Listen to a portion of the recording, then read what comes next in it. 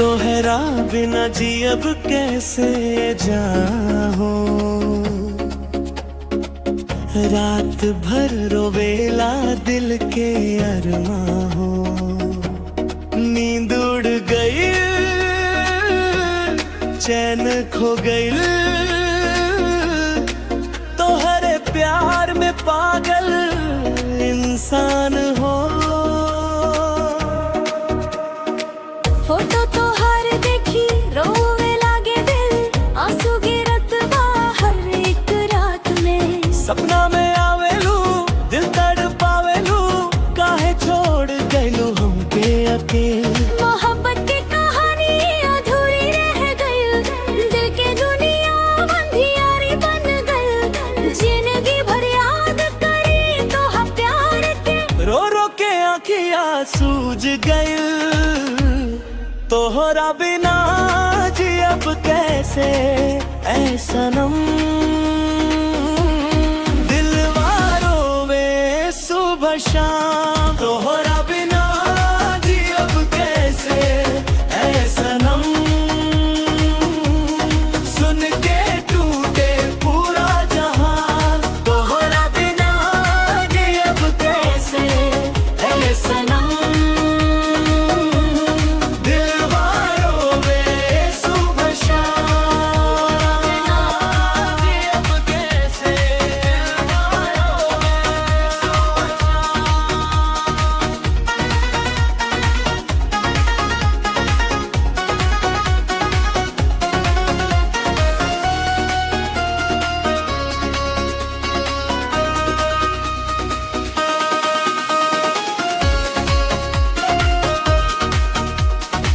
DJ Amit Gupta नाम गूंजे बाजार में।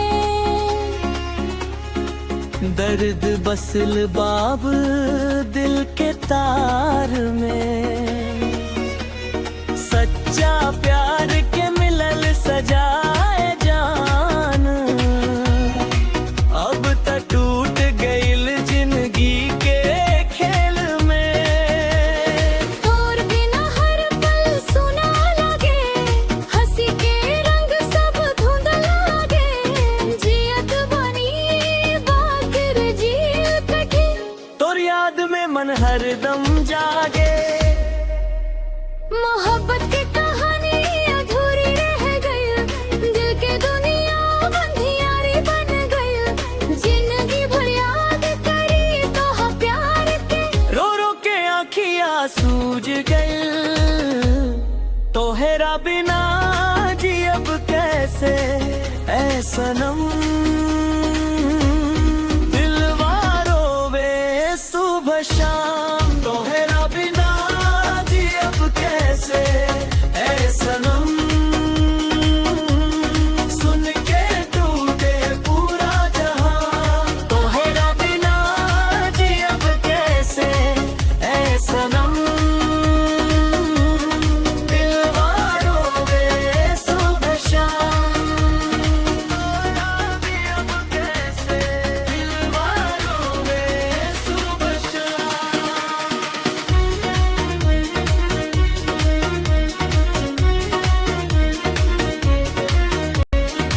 सपना में आवेलू, फिर दूर चल जालू। नींद उड़े दिल के जख्म बढ़ा जालू।